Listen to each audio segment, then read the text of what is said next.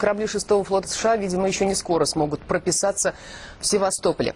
В этой связи история 20-летней давности. Тогда попытка проникнуть в советские территориальные воды закончилась для ВМС США плачевно. Уникальные кадры столкновения двух держав в Черном море. У Виталия Трубецкого.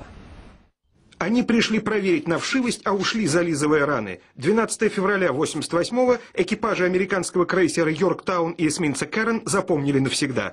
В этот день корабли советского Черноморского флота вытолкали их из своих территориальных вод, в буквальном смысле.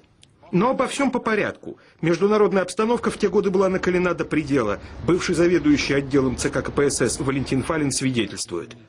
Провокации в Черном море, участившиеся случаи нарушения воздушного пространства со стороны американских самолетов. Американцы принимают это, случилось несколько раньше, но тем не менее они уже к этому готовятся, новую военно-морскую доктрину, которая предусматривает удар по советским базам, по портам Советского Союза не ядерными средствами. Поначалу ничто не предвещало столкновения. Два советских сторожевых корабля, «Беззаветный» и СКР-6, встретили коллег из 6-го флота США у выхода из пролива Босфор и пообещали составить им компанию. Те ответили, что в помощи не нуждаются. «Оставлять гостей без внимания у русских не принято», — возразила советская сторона. Около 11 утра 12 февраля командир группы доложил в штаб: «Йорктаун и Кэрон идут в наши терводы, осталось 2 мили». Между советскими и американскими кораблями состоялся короткий диалог. Ваш курс ведет в советские воды, что недопустимо. Мы ничего не нарушаем, следуем прежним курсом, скорость та же. Вице-адмирал Валентин Селиванов отдал приказ приготовиться к навалу. Это не таран, а подход на скорости под небольшим углом к борту другого судна и вежливое его отталкивание с отворотом от курса. Беззаветному предстояло навалиться на Йорктаун, а СКР-6 на Кэрон. Задача была непростой. Крейсер «Йорктаун», он по водоизмещению в 2 с лишним раза превосходил сторожевой корабль «Беззаветный», а фрегат «Кэрон» даже в 4 раза превосходил по водоизмещению сторожевой корабль «86». Но командиры кораблей, и мы им такие указания дали, они сделали все правильно, и, в общем-то, повреждения были минимальные у нас. Первым по левому борту крейсера «Йорктаун» прошелся «Беззаветный». Сломал пусковую установку ракет «Гарпун», снес все леера, вдребезги разбил командирский катер, кое-где порвал борт и боковую обшивку носовой надстройки. Американцев, которые за минуту до этого весело смеялись и делали в адрес советских коллег непристойные жесты, как волной смыло с палубы. Они тут же сыграли аварийную тревогу и начали поливать из шлангов пусковую установку. Выскочила кормовая аварийная партия, в основном состоящих из темнокожих матросов. И с пожарными шлангами кинулись вниз. Но когда они увидели еще и поломанные висящие эти головки ракетных комплексов, ракет, то они вообще схватились за голову и разбежались все. И минуту через 15 появились снова, оглядывая, что там произошло. Они просто этого не ожидали. Корабль был вообще в шоке. Схожие потери понес и эсминец «Кэрон». Тем не менее, корабли с курса не свернули.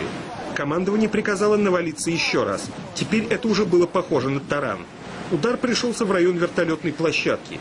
Высокий острый форштевень с полубаком влез на палубу и с креном в 15-20 градусов на левый борт стал крушить своей массой, а также вывешенным из клюза якорем все, что ему попадалось. В этот момент корабли шли как в густом облаке. У Йорктауна загорелась бортовая краска и начался пожар вблизи противолодочных ракет. Видя это, эсминец «Кэрон» развернулся, и американцы стали пытаться зажать «Беззаветный» в клещи. Однако вид установок РБУ-6000, заряженных глубинными бомбами, их отрезвил.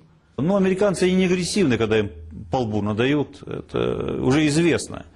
Когда это все видят, что не в их пользу складывается ситуация, они обычно отступают или отходят для того, чтобы сосредоточить силы для другого. На Йорктауне стали готовить к вылету 2 вертолета, но тут над американскими кораблями закружились 2 советских Ми-26 с полной боевой подвеской. Машины немедленно закатили в ангар. Из территориальных вод вышли в тот же час. Менее чем через сутки побитые корабли 6-го флота ВМС США двинулись на выход из негостеприимного для них Черного моря под неусыпным контролем советской группы.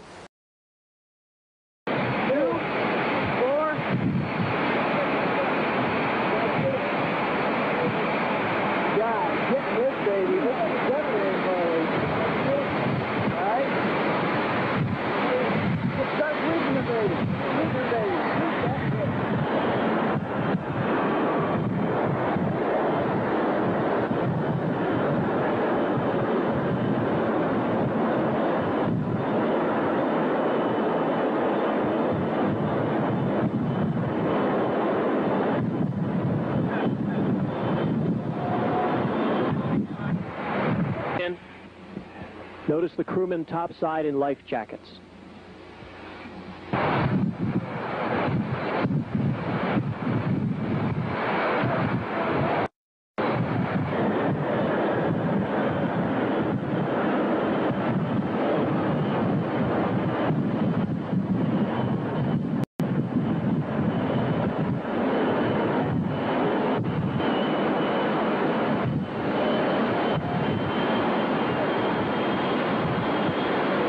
Between the ships, show the distance.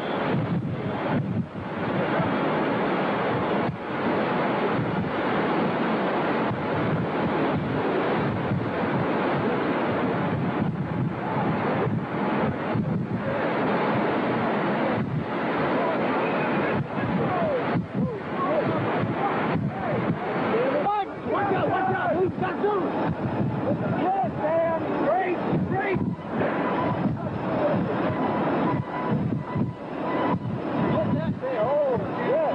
Got more film?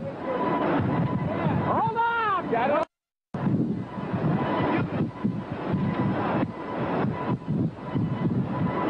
You just fucked up. Hard. Get everything.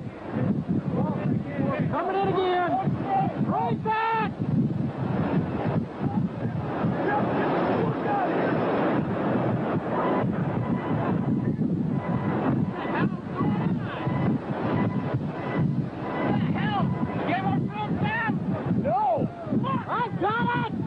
Video. If 49 didn't screw us up, we got it all.